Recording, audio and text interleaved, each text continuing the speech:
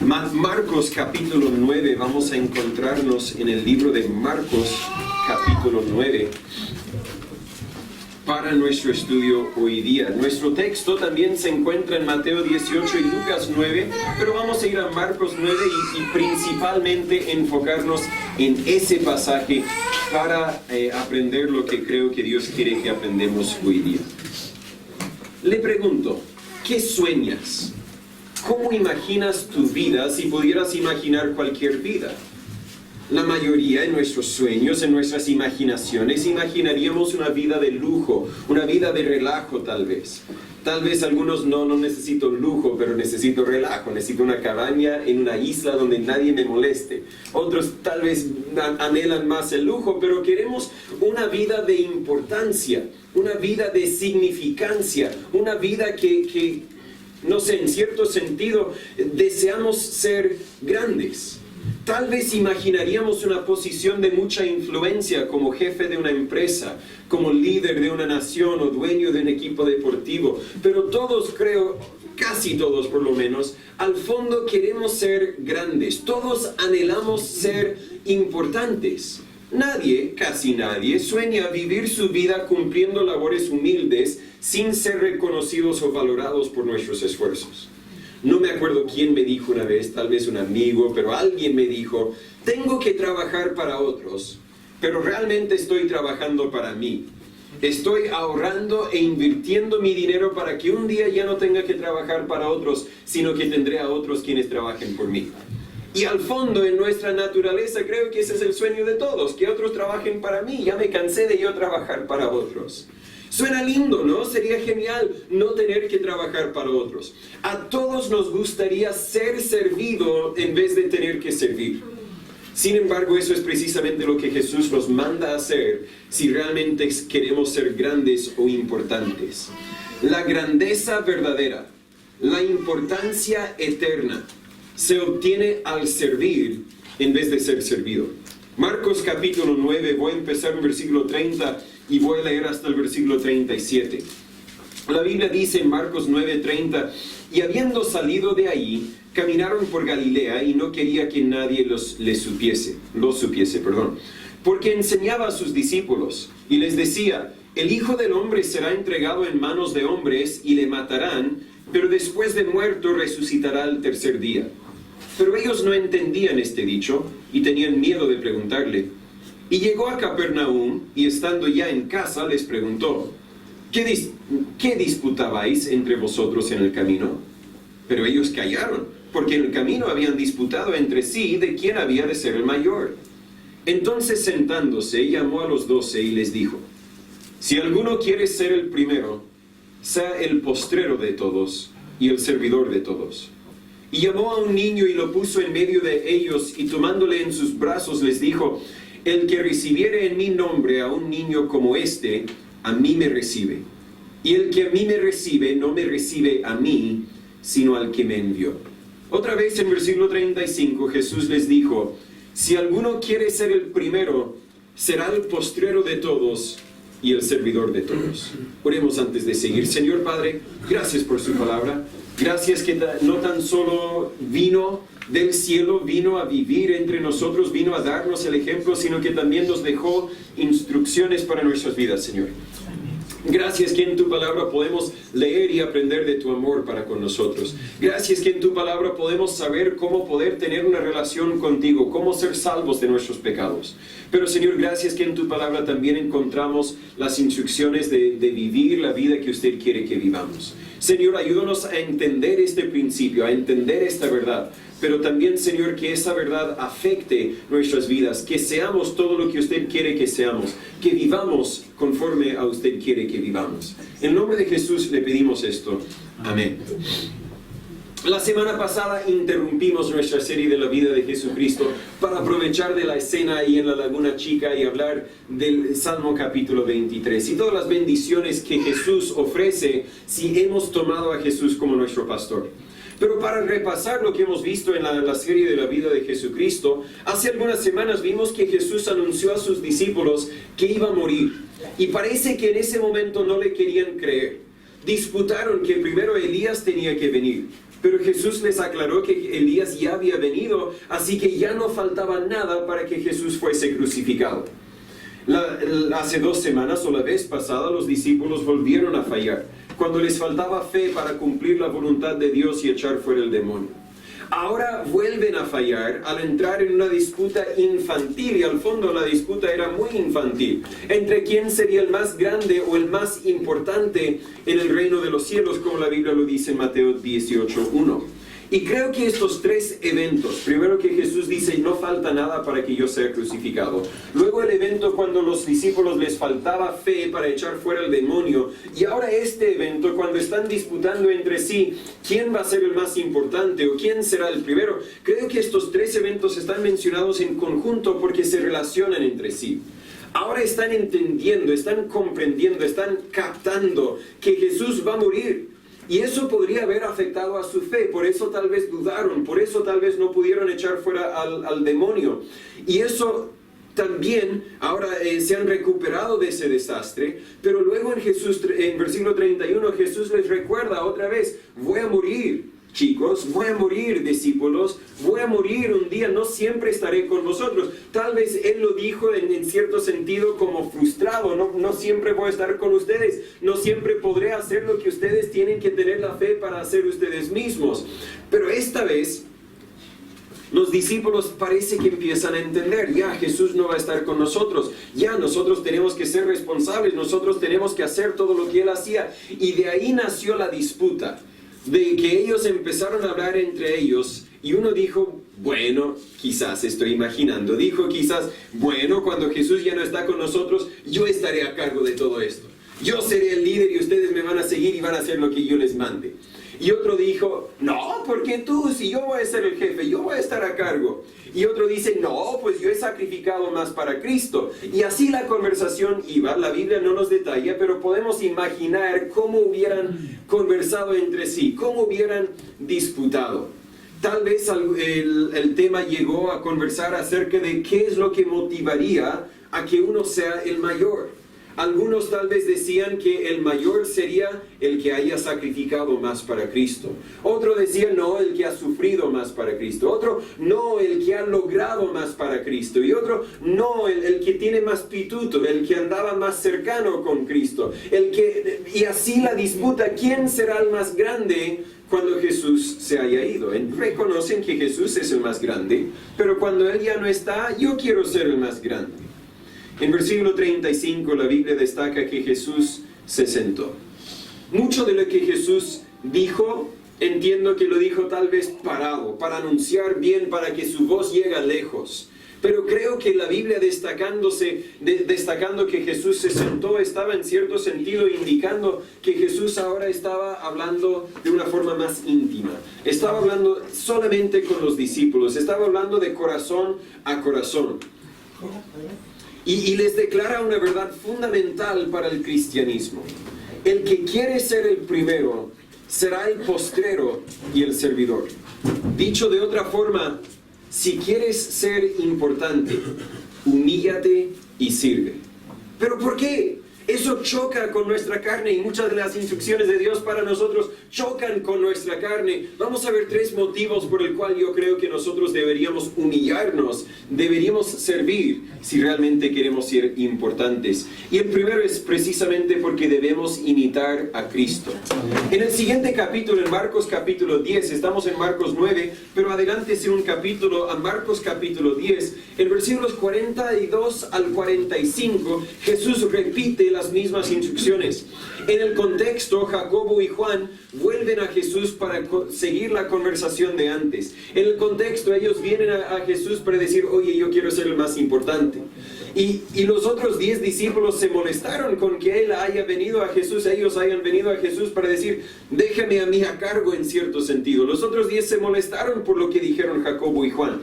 Y Jesús les dice en Marcos 10:42, pero Jesús llamándolos les dijo, sabéis que los que parecen ser príncipes de los judíos se enseñorean sobre ellos, y los que entre ellos son grandes tienen potestad sobre ellos. ¿Verdad? En el mundo secular, los más grandes son los que mandan a otros. Pero no será así entre vosotros. Antes el que quisiere ser grande entre vosotros será vuestro servidor. Y el que de vosotros quisiere ser el primero, será siervo de todos. Lo mismo que leímos en Marcos 9:35. Pero luego en versículo 45, Marcos 10:45, Jesús nos da el motivo. Porque el Hijo del Hombre, ese es Jesús, porque el Hijo del Hombre no vino para ser servido, sino para servir y dar su rescate por muchos. Piénselo bien. Jesús no vino para ser servido, sino para servir y dar su vida en rescate por muchos. A veces nos llega la idea de pensar, bueno, Jesús vino para dar su vida para otros, pero luego para salvarlos y hacer de ellos sus esclavos, para que ellos ahora le sirven a Él. No es lo que Él está diciendo. Yo no vine para salvar a gente para que luego yo tenga siervos o esclavos míos. Yo vine para salvar a gente, para ayudar a la gente. Yo vine para liberarlos de su esclavitud al pecado. Yo vine para servir, no para ser servido. Piénsalo bien. Jesús no vino para justificarse a Él. Vino para justificar a nosotros. Él no tenía que ser justificado. Él no había pecado. Él no tenía nada que hacer. No le faltaba nada más para llegar a la plenitud de la santidad y la deidad. Él era y sigue siendo Dios. Él era y sigue siendo el Todopoderoso. Él era y sigue siendo, no le faltaba nada, pero Él vino porque a nosotros nos faltaba algo. Nos faltaba ser justificado. La Biblia nos dice en 2 Corintios 5:21, al que no conoció pecado, eso es Jesús, el único que nunca pecó, al que no conoció pecado, lo hizo pecado por nosotros, para que nosotros fuésemos hechos justicia de Dios en Él. Él no vino para ser servido, vino para servir. ¿Para qué vienes a la iglesia? ¿Para crecer en tu caminar con Dios? Eso es bueno, es un buen motivo para venir a la iglesia. Tal vez vienes a la iglesia para ayudar a otros en su caminar con Dios. ¿Verdad? Hay una diferencia. Si yo solo vengo a la iglesia para yo crecer en mi caminar con Dios, yo vine para ser servido. Pero puedes venir a la iglesia para tú ayudar a otros en su caminar con Dios y puedes también venir para servir. Lo he dicho mucho, yo como el predicador soy muy reemplazable. Hoy día puedes llegar a la casa y puedes prender la tele y puedes escuchar por seguro a varios distintos predicadores que están predicando a la misma vez en distintos canales. Con el internet que tenemos puedes bajar sermones, puedes escuchar a predicadores mucho más capaces que yo, que explican verdades de una forma mejor que yo. Si tu motivo de venir a la iglesia es simplemente crecer en tu caminar con Dios, tú puedes escuchar mejores sermones en otro lado. Le recomiendo que no tan solo venga para crecer, sino para ayudar a otros. No venga tan solo para ser servido, aunque uno puede ser servido y puede aprovechar de todo lo que Dios ofrece por medio de la iglesia, pero debería venir también para servir a otros. Jesús no vino para buscar su propia gloria, sino vino para buscar la gloria de Dios. En Juan 8:50 Jesús dijo, yo no busco mi gloria. Si alguien merecía buscar su propia gloria, era Jesús. Si alguien merecía estar honrado, puesto en un pedestal y alabado por todos, era Jesús. Si alguien merecía tener su foto imprimido en los dormitorios de los niños como algunos deportistas, ¿verdad? Yo no sé cuántos niños hoy día tienen Messi en su dormitorio. Yo no sé cuántas personas están alabando a deportistas y otras personas. Si alguien merecía todo ese honor, era Jesús. Pero Jesús dijo, yo no vine para buscar mi propia gloria. Aunque hago milagros y tal vez ustedes a mí me alaban por los milagros, yo siempre voy a señalar que los milagros que hago no los hago yo, sino los hace el que me envió. Yo siempre voy a señalar la gloria de Dios porque no vine para ser servido, sino para servir. Le pregunto, ¿por qué haces lo que haces? ¿Por qué dices lo que dices? ¿Por qué te vistes con lo que te vistes? ¿Para que otros te alaben? ¿Para que otros te reconocen? Suele suceder, y de lo que yo sepa no ha sucedido, nadie me lo ha dicho, pero tal vez lo hemos pensado. Suele suceder que dentro de la iglesia algunos encontramos oportunidades para servir y hacemos algo, nos sacrificamos. Algunas hermanas se sacrificaron para proveer almuerzo para los trabajadores hace algunas semanas. Varios hermanos vinieron y trabajaron ayer y en otras fechas, y otros están enseñando a los niños, otros hicieron el aseo, y otros repartieron los himnarios, otros están cuidando la puerta para abrir a los que llegan, y siempre hay muchas personas haciendo muchas cosas, y a veces el pastor no reconoce lo que hayamos hecho y nos molestamos un poco. Si nadie reconoce lo que estoy haciendo, entonces mejor no lo hago. Estás indicando que lo que hiciste no lo hiciste para servir, lo hiciste para ser servido. Lo hiciste para que otros te honren a ti, lo hiciste para que otros te alaben a ti. Pero Jesús no vino para ser servido, sino para servir. Jesús no vino para buscar su propia gloria, sino la gloria de Dios en todo lo que hacemos. De hecho, la Biblia nos dice en 1 Corintios 10:31, si pues coméis o bebéis o hacéis otra cosa, hacedlo todo para la gloria de Dios. Hermanos, lo que estamos haciendo 24 horas al día no debería ser para servirnos a nosotros, no debería ser para buscar nuestra propia gloria, sino debería ser para buscar la gloria de Dios. Muchas personas viven sus vidas buscando el honor, buscando ser importantes. Y si gastas tu vida buscando ser importante, un día vas a morir y todos se van a dar cuenta de que no fuiste importante para nada. Pero si vives tu vida buscando servir, especialmente servir a Dios, ahí es donde tu vida toma importancia. Jesús, nosotros debemos humillarnos y servir porque debemos imitar a Cristo. Jesús no vino para conseguirse una mejor posición. No vino para conseguir una mejor posición para Él, sino para conseguir una posición para nosotros. Nuestra redención del pecado, para hacernos a nosotros hijos de Dios, para darnos a nosotros un hogar en el cielo. En Tito 2:14 la Biblia habla de Jesús y dice, quien se dio a sí mismo por nosotros. No vino para ser servido, sino para servir. Quien se dio a sí mismo por nosotros para redimirnos de toda iniquidad y purificar para sí un pueblo peculiar, celoso de buenas obras. Se dio a sí mismo por nosotros. Esto choca con nuestro razonamiento humano, claro, pero es lo que Jesús nos instruye y más es lo que Él mismo nos ejemplificó. En Lucas 22, 26 y 27, Jesús dice, mas no así vosotros. Antes el que es mayor entre vosotros sea como el menor, y el que es príncipe sea como el siervo. Porque ¿cuál es mayor? ¿El que se sienta a la mesa o el que sirve? ¿No es el que se sienta a la mesa, humanamente, secularmente hablando? Claro. Si yo entro a la casa y yo veo un grupo de personas sentadas a la mesa y veo otro grupo de personas sirviendo a la mesa, yo voy a reconocer que los que están sentados a la mesa tienen plata. Los que están sentados a la mesa tienen influencia. Los que están sentados a la mesa, humanamente, secularmente hablando, son los importantes. Y las otras personas son siervos nomás. ¿No es el que se sienta a la mesa?, pregunta Jesús. Pero yo soy entre vosotros como el que sirve. Jesús dice, pero yo no vine para sentarme a la mesa, yo vine para servir. Ahora, en la tarde, cuando ponemos una mesa y ofrecemos comida, siéntase libre de sentarse a la mesa. ¿Por qué? Porque si todos queremos servir, no hay nadie a quien servir. Así que, por favor, algunos se sienten para que nosotros podamos servir. Pero Jesús dice, yo vine para servir, no para ser servido. Si quieres ser importante, humíllate y sirve. No tan solo porque debemos imitar a Cristo, sino también porque Dios da gracia al humilde. Es un principio que hemos citado mucho, hemos leído mucho, hemos conversado mucho, pero se lo recuerdo. La Biblia dice en Santiago 4:6, mas Él, Dios, da mayor gracia. Por eso dice, Dios resiste a los soberbios y da gracia a los humildes. Lo vimos hace 2 semanas con la historia del padre que vino a Jesús con el hijo endemoniado. Él tenía un problema, su hijo tenía un problema, que era urgente, que era grave, pero reconocieron que necesitaban de la misericordia de Dios.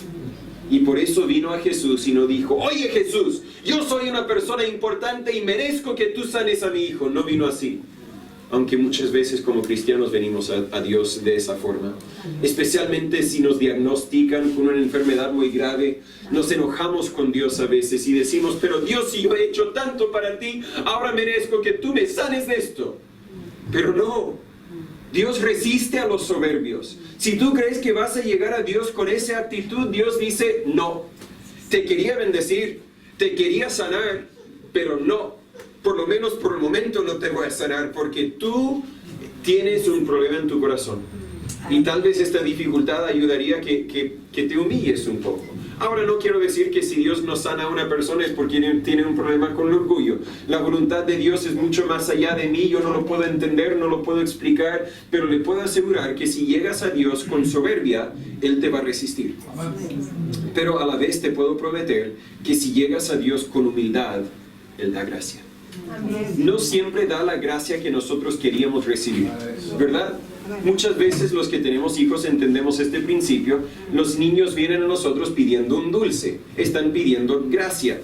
Pero si son media hora antes de dormir, yo sin falla digo, no puedes comer ese dulce. ¿Por qué? Porque yo quiero dormir también, pero por el bien de ese niño.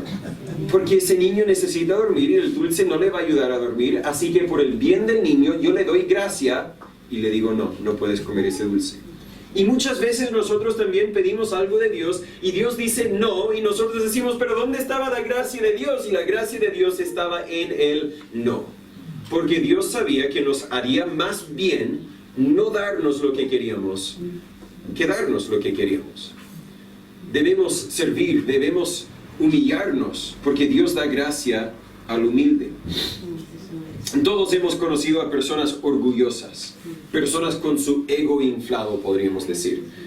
Yo me recuerdo que en México una vez fui a un entrenamiento regional de corredores de distancia. Mi papá era entrenador de atletismo, parece que volverá a ser entrenador de atletismo en unos meses más, va a volver a empezar con... le encanta entrenar, así que él era un entrenador y creo que era un campeonato, no me acuerdo si regional, estatal, algo así. Y él tenía varios atletas que calificaron, así que él fue. Yo no califiqué, así que yo fui con mi familia, pero no para participar. Sin embargo, había un evento, un entrenamiento que un entrenador conocido estaba ofreciendo para los que querían correr distancia. Y yo corría distancia, porque velocidad no tenía, pero resistencia tenía para correr. Así que yo fui, había unos 10, 15, quizá 20 a lo mucho atletas de edades.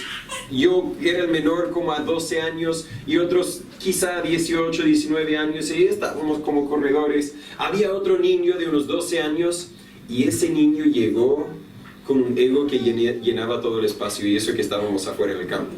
Él hablaba de que él podía correr más rápido que cualquier, y mira mis músculos, y mira mis zapatos, y mira mi pelo bien peinado, y todos, míreme a mí, míreme a mí, míreme a mí. Yo no dije nada, yo solo vine para aprender algo, así que callado, cerrado la boca, voy a hacer los ejercicios que nos mandan a hacer, voy a estirarme, voy a esforzarme lo mejor que pueda, siempre con un ojo en ese otro niño, porque el niño tenía casi la misma edad que yo, y él decía que era mejor que todos, pero yo quería demostrar que no era mejor que yo. Finalmente llegamos al momento, demostrar, no decir, demostrar. Llegamos al momento donde no me acuerdo qué distancia querían que corriéramos, tal vez eran unos 5 kilómetros, ni me acuerdo. Y todos nos pusimos a la línea para empezar, y el entrenador dijo, sale algo así, y todos empezaron a correr. Y ese niño, los que saben algo de los que corren distancia, saben que ese niño arrancó a toda velocidad. Arrancó corriendo rápido, mírenme a mí, les dije que soy mejor que todos, soy mejor que todos. Y arrancó, pero 5 kilómetros es mucho. Uno se cansa después de poco. Y claro, ese niño después de ni 1 kilómetro aguantó, y claro, los mayores le empezaban a pasar. Y de repente, yo lo vi delante de mí, lo vi sufrir. Y cuando él estaba sufriendo, ¿saben lo que yo hice? Corrí más rápido, con todo gusto corrí más rápido, y el niño me vio acercar y empezó a correr más rápido para que no le llegara, y dije, ya, voy a ir tranquilo, voy a esperar mi momento. Y de repente vine otra oportunidad, vine acercándome a él, y él empezó a correr más rápido, y dije, no, esta vez no. Yo empecé a correr más rápido, lo pasé, y el niño, el momento en que lo pasé, porque yo ya era el último para pasarlo, todos los demás ya lo habían pasado, se cayó al suelo como que si ya no podía seguir más. Y ¿sabe? Yo no sentí ninguna gota de tristeza para ese niño. No dije, ay, lo siento, te ayudo, ¿estás bien? No, yo seguí corriendo. Y al final de la carrera, yo llegué cansado, pero yo llegué, y él estaba ahí todo, ya había recuperado, porque solo corrió, no sé, 2 kilómetros. Y estaba de vuelta hablando de que él podía hacer todo mejor que todos los otros. Todos conocemos a personas, por seguro pudieran contar historias de compañeros, de vecinos, familiares quizás, quienes tenían el ego inflado. Y cuando ellos sufrían, Humanamente, naturalmente hablando, no teníamos mucha empatía para ellos, no teníamos mucha gracia para ellos. ¿Por qué? Porque queríamos verlos humillados. Eso, así portamos nosotros como seres humanos. Pero creo que en una gotita representa también la forma que Dios se porta con las personas con el ego inflado. Personas que llegan a Dios pensando que yo merezco algo. Dios dice, no, espera tu momento, vas a caer y mi gracia no estará. ¿Por qué? Porque Dios resiste a los soberbios y da gracia a los humildes. Por eso, en Lucas 14, del 7 al 11, Jesús nos instruyó a tomar menos honor, para dejar que otros nos exaltaran, en vez de tomar más honor y esperar que otros nos insulten, que otros nos rebajen, que otros nos ataquen. Al fondo, cuando alguien tiene la mentalidad de que yo existo para ser servido, está diciendo yo tengo un problema con el ego y otros te van a humillar. Pero si tú vienes para servir, llegará el momento cuando si no otros, Dios mismo te va a exaltar. El que quiera ser el primero, sé el postrero y el servidor de todos. Si quieres ser grande, humíllate y sirve. ¿Sabe? Hay adultos hoy día que son algo parecido a ese niño. Se levanten en la mañana y aunque no lo anuncien, creen que son mejores que todos los demás. Creen que pueden hacer todo mejor que cualquier otro y que todo el mundo debería respetarlos y servirlos. Incluso todo el mundo debería obedecerlos. Cuando un conductor cruza enfrente de ellos, tocan la bocina muy fuerte. Y si alguien más le toca la bocina a ellos, salen del auto y dicen, oye, ¿qué te pasa? Lo hemos visto. Espero que no lo hayamos hecho, pero lo hemos visto. Se estacionan en los espacios reservados para los discapacitados o los embarazados. ¿Ustedes lo han visto? Espero que no lo hayan hecho. ¿Y cómo se sienten al ver a un varón bajarse del estacionamiento para los embarazados? No, ese, a ver si puedo ensuciar su auto un poco. No, lo he pensado, no lo he hecho. ¿Por qué? Porque queremos ver a las personas que se creen ser importantes, queremos que ellos entiendan que no son nada más importantes que nosotros. Es quizás una falla con nuestra naturaleza humana. Aún así la Biblia dice, Jesús dice, si quieres ser grande, sea el servidor de todos, incluso de los que tienen el ego inflado. Así que no es que estoy diciendo que deberíamos humillarnos. No, dejemos eso al Señor. Pero hay personas que quieren vivir sus vidas pensando que merecen algo. Pero al fondo no somos nada. No somos nada. Y peor que todo eso, peor que tocar la bocina, ocupar los estacionamientos reservados, esas personas suelen portarse de la misma forma con Dios. Creen que no necesitan la ayuda de Dios, pero que Dios necesita la ayuda de ellos. En vez de buscar cómo servir a Dios, buscan cómo Dios puede servirles a ellos.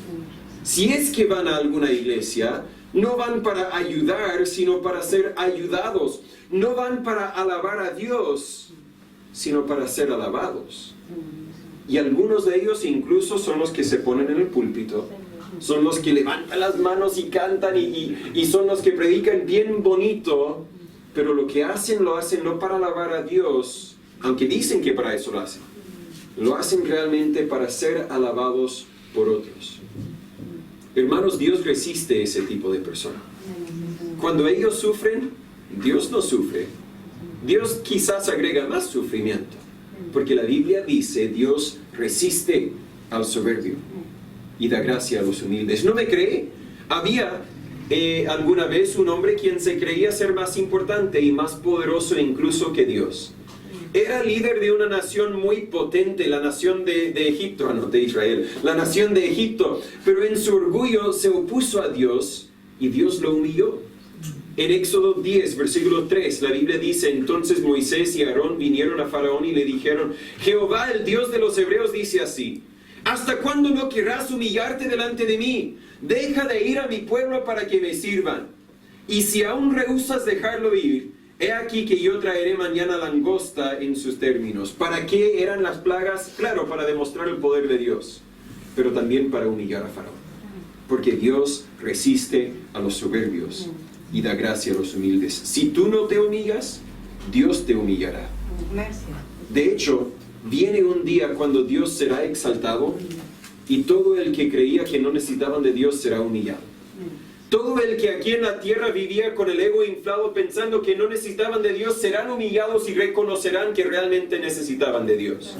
La Biblia dice en Isaías capítulo 2, versículos 11 y 12, la altivez de los ojos del hombre será abatida, y la soberbia de los hombres será humillada, y solo Jehová será exaltado en aquel día. Porque día de Jehová de los ejércitos vendrá sobre todo soberbio y altivo, y sobre todo enaltecido, y será abatido. Dios es el único quien merece ser servido. Nosotros, si queremos ser importantes, si queremos ser grandes, tenemos que humillarnos y servir. No tan solo porque Cristo, eso es lo que Cristo hizo. No tan solo porque no somos, no tan solo porque Dios da gracia al humilde, me adelanté anteriormente con el tercer punto, sino también porque al fondo no somos nada. No somos nada. O lo admites y confías en Jesús, o lo vas a admitir después, cuando Dios te haya humillado. Habla a los que creen que no necesitan a Dios para ir al cielo. O admites que no puedes ser salvo sin lo que Jesús hizo por ti, o un día serás humillado en el infierno. Jesús dijo en Juan 14:6, yo soy el camino, la verdad y la vida. Nadie viene al Padre sino por mí. Si usted dice, no, yo no necesito de Jesús, entonces no vas a ir al Padre. Si tú dices, no, bueno, Jesús puedes ayudarme un poquito quizás, pero yo me arreglo mis cosas, no vas a ir al cielo. La Biblia detalla que usted va a morir y va a pasar la eternidad en el infierno. ¿Por qué? Porque usted creía que no necesitaba de Dios. Pero también habla a los que somos hijos de Dios. A veces nos llega la tentación de pensar que somos personas importantes. Tal vez como pastor o misionero tenemos una iglesia energética, una iglesia que está creciendo, y nos llega la tentación de pensar que somos grandes líderes. Dios nos recuerda que realmente no somos nada. Me recuerdo muchas veces de la verdad de lo que Jesús dijo en Juan 15:5. Dijo, yo soy la vid, vosotros los pámpanos. El que permanece en mí y yo en él, este lleva mucho fruto, porque sin mí nada podéis hacer. ¿Cómo puedo permanecer en Jesús? Arrodillado, humillado, leyendo la Biblia, porque reconozco que si no reconozco las verdades de la Biblia, si no vivo las verdades de la Biblia, no seré nada. Y al fondo no somos nada. O tal vez busque 1 Corintios 10. 1 Corintios 10. Tal vez empezamos a caminar bien con el Señor. Desarrollamos buenos hábitos en nuestras vidas, obtenemos algunas victorias espirituales y empezamos a pensar que todos los demás son cristianos débiles mientras que nosotros somos los invencibles. Para ese tipo de cristiano, Pablo dijo en 1 Corintios 10, versículo 1, mas no quiero, hermanos, si lo está buscando, sigue buscándolo, voy a leer hasta el 12. Mas no quiero, hermanos, que ignoréis que nuestros padres todos estuvieron bajo la nube y todos pasaron a través del mar, es decir, vieron los milagros de Dios. Y todos en Moisés fueron bautizados en la nube y en el mar, se identificaron con Moisés en todo eso. Y todos comieron el mismo alimento espiritual y todos bebieron la misma bebida espiritual, porque bebían de la roca espiritual que los seguía, y la roca era Cristo. No me refiero al agua que tomaron de la roca, me refiero a que también conocían a Dios en ese momento. Pero Dios no se agradó mucho de ellos, por lo cual quedaron postrados en el desierto, murieron. Pero estas cosas fueron ejemplo para nosotros, a fin de que no codiciemos cosas malas como ellos codiciaron. ¿Se acuerdan de que los israelitas siempre deseaban más? Tenían hambre, Dios les envió maná del cielo, pan con sabor a miel, y de eso se quejaron.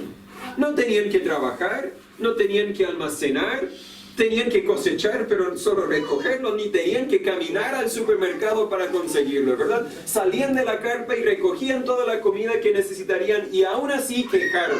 Empezaron a desear algo más, algo que Dios no los había provisto. Cuando pidieron carne, les envió carne, y aún así no estaban contentos. Cuando pedían, a veces Dios daba, pero quejaban y se quejaban y se quejaban, a fin de que no codiciemos cosas malas como ellos codiciaron. Pastor, ¿qué son las cosas malas? Yo diría que en su vida son las cosas que Dios no ha provisto para usted. Pastor, ¿es malo la bebida? La Coca-Cola, a mí me gusta la Coca-Cola. Pero si no hay plata para comprar Coca-Cola, Es malo desear algo que Dios no ha provisto. Eso es lo malo. Versículo 7, no seáis idólatras, como algunos de ellos, según está escrito. Se sentó el pueblo a comer y a beber y se levantaron a jugar. Ni forniquemos como algunos de ellos fornicaron y cayeron en un día 23,000. Ni debería tener que comentarlo, pero al fondo los que participan en la fornicación simplemente están deseando lo que Dios no ha provisto para ellos. Al fondo es la misma cosa. Versículo 9, ni tentemos a Cristo, como también algunos de ellos le tentaron y perecieron por las serpientes. Ni murmuréis, como algunos de ellos murmuraron y fueron destruidos por el destructor. Y todas estas cosas les acontecieron como ejemplo, y están escritas para amonestarnos a nosotros sobre quienes los fines de los siglos han venido. Antes de que usted diga, mire, mi situación no es nada parecida a la situación de los israelitas caminando por el desierto.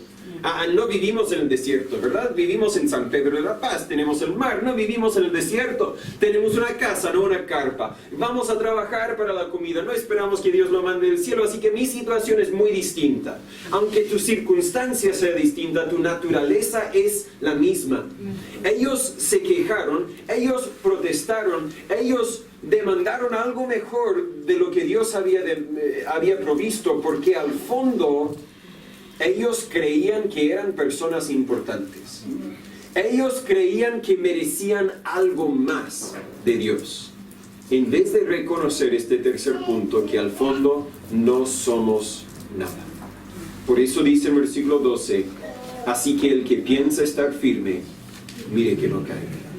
El que dice, mire, yo soy buen cristiano, yo llegué temprano a la iglesia hoy día, no hablemos de las semanas pasadas, pero llegué, y no quiero hablar mal de los que llegaron temprano, no, perdón, pero decimos, nadie va a querer llegar temprano, decimos, mire, soy buen cristiano, yo vivo mi vida como debo vivirla, así que yo sí logré todo lo que debería lograr, llegué a donde debería llegar, mire, todos ustedes deberían ser como yo, si quieren incluso puedo servirles, puedo enseñarles cómo es que lo hice.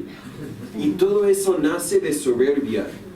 Y Pablo dice, Dios al fondo dice por medio de Pablo, el que piensa estar firme, mire que no caiga. Acuérdate que no eres nada. Acuérdate de que apartados de Él, sin mí, nada podéis hacer. Acuérdate que Dios resiste a los soberbios y da gracia a los humildes.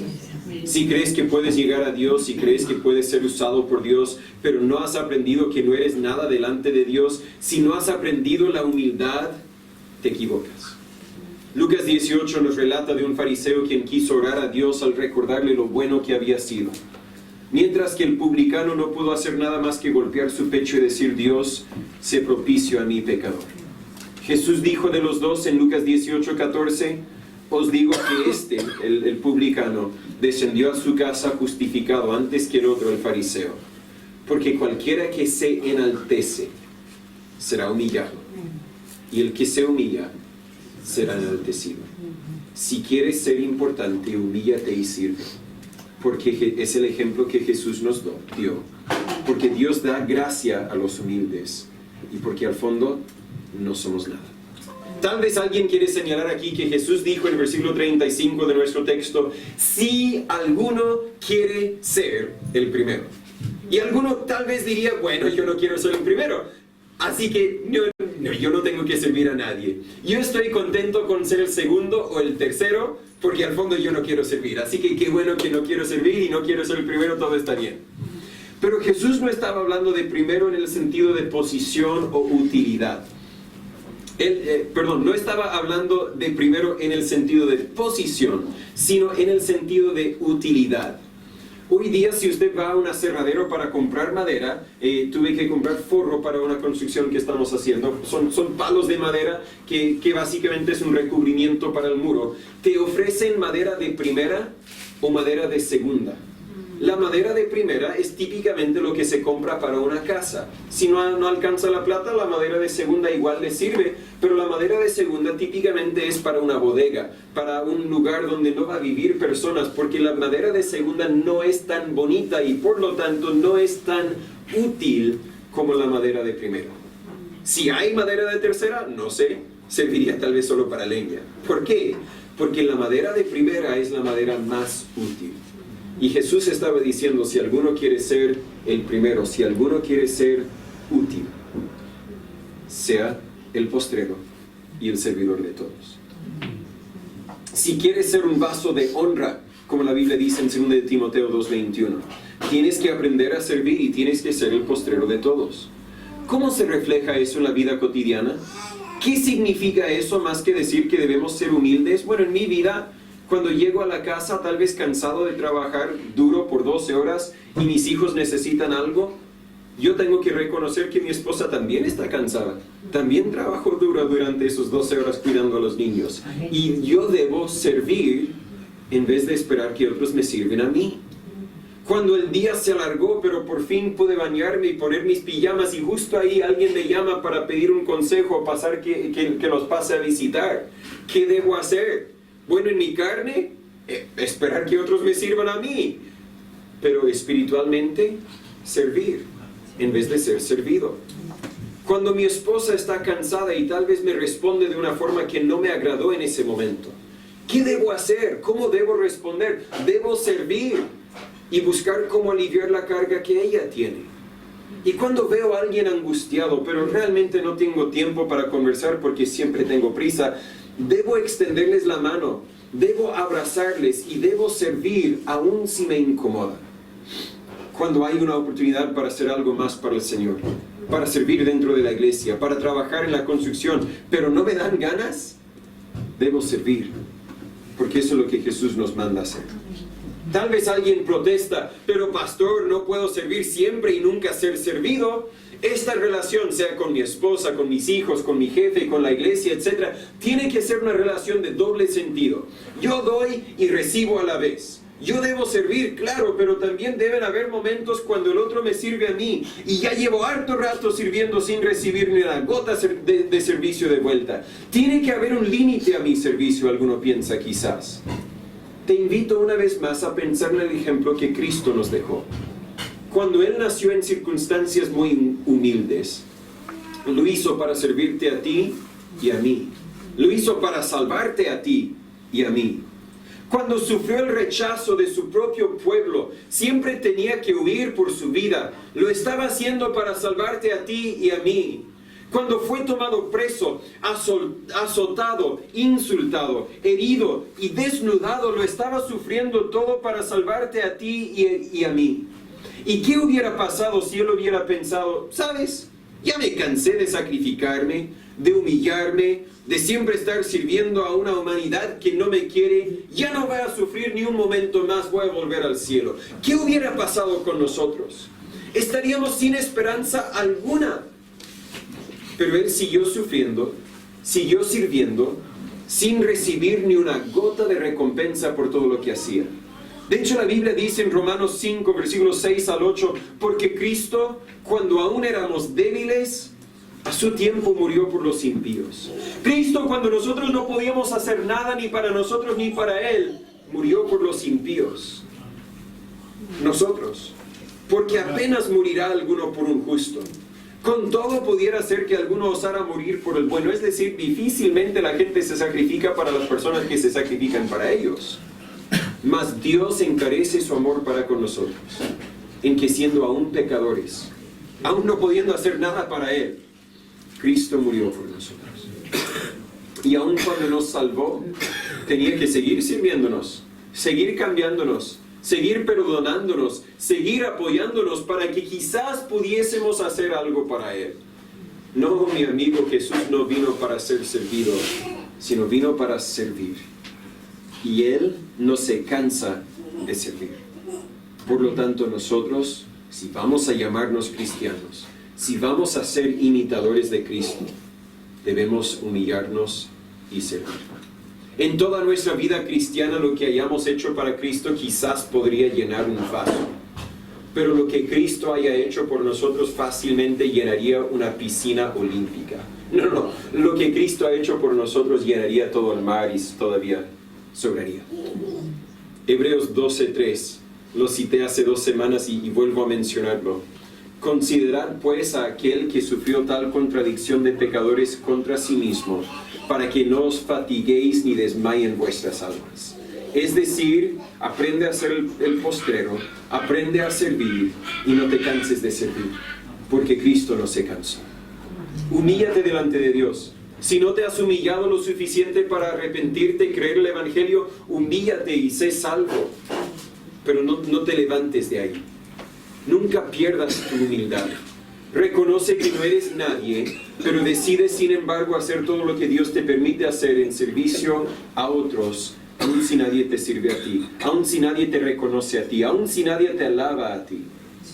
Si quieres ser un cristiano de primera clase, si quieres ser un vaso útil en las manos de Dios, sea el postrero de todos y el servidor de todos. Señor Padre, gracias por tu palabra. Gracias que es un espejo que nos revela lo que realmente somos. Y volvemos a entender que no somos nada, que sin ti no podemos hacer nada. Contigo muchas veces todavía luchamos lograr algo para ti. Pero Señor, ayúdanos a tener un enfoque, a tener la mirada en todo lo que usted ha hecho por nosotros. Y cuando se presenta la oportunidad, Señor, ayúdanos a servir en vez de ser servidos. En cada momento de nuestras vidas, ayúdanos a tener ojos abiertos para ver cómo podemos ser el postrero de todos y el servidor de todos. Si hay alguno que todavía cree que puede llegar al cielo en sus propias fuerzas, si hay alguno que cree que no necesita de ti, Señor, obra en sus vidas para que ellos también puedan recibir la gracia suya que solamente viene al humillarse, al reconocer que tú eres el Señor, tú eres el jefe, tú tienes todo el derecho de pedir lo que quieres pedir de nosotros, pero simplemente pides arrepentimiento y fe. Señor, si hay alguno que no es salvo, obra en sus vidas para que puedan ser salvos. Y los que somos tus hijos, Señor, sigue cambiándonos. Gracias por tu paciencia, gracias por tu misericordia, tu bondad y tu gracia con nosotros, pero Señor, sigue transformándonos cada día un poco más conforme a tu imagen. En nombre de Jesús se lo pedimos. Amén. ¿No son las verdades de Dios hermosas? Yo encuentro que entre más leo y más aprendo, más me doy cuenta que aún me falta más para aprender. La Biblia es el único libro que traspasa todo tiempo, traspasa toda cultura y aplica a mi vida y a la tuya también, y a de los otros hermanos también, de una forma distinta tal vez, pero siempre habla a nuestras vidas. La Biblia dice que la palabra de Dios es más fino que una espada de dos filos, que penetra el alma, que discierne hasta los pensamientos. Yo no sé cuál sea lo que la Biblia haya revelado en tu vida, pero si Dios te habló, tú habla con Dios ahora. Mi voz se va a apagar en un minuto y no tendrás que escucharme más, bueno, hasta la otra semana. Pero espero que tú tomes el tiempo para responder a Dios y decir: Dios, tienes toda la razón, yo estoy mal, yo tengo que cambiar esto, debo esforzarme más en esto, debo dejar que el Espíritu Santo me transforme más en esta otra área de mi vida. No dejes para mañana lo que debes hacer hoy. La obediencia indica hacerlo inmediatamente. Así que si Dios te ha dicho que deberías hacer algo, hazlo ahora. Yo no sé cuál sea lo que Dios quiere que tú hagas. Yo no sé la forma en que este mensaje te habló a ti, pero yo sé que Dios siempre habla. Yo no escucho ningún mensaje sin saber que Dios me habló a mí. Y si tú también estabas poniendo atención, estoy seguro que Dios te habló a ti. Y te invito a tomar este momento, los 5 o 10 minutos que siguen, comprométete con Dios. Voy a hacer lo que me mandas a hacer. Voy a cambiar ese aspecto específico de mi vida. La Biblia nos dice en 1 de Juan 1:9, si confesamos nuestros pecados, Él es fiel y justo para perdonar nuestros pecados y limpiarnos de toda maldad. Él es fiel y justo, pero nosotros tenemos que hacer nuestra parte. Tenemos que confesar los pecados. Y confesar simplemente significa admitir: Dios, tienes toda la razón. Dios, tú eres el Rey y no yo. Perdóname, desde aquí en adelante voy a obedecerte. Comprométete y luego hazlo. Nunca te darás pena que hayas tomado la decisión de seguir a Cristo. Gracias.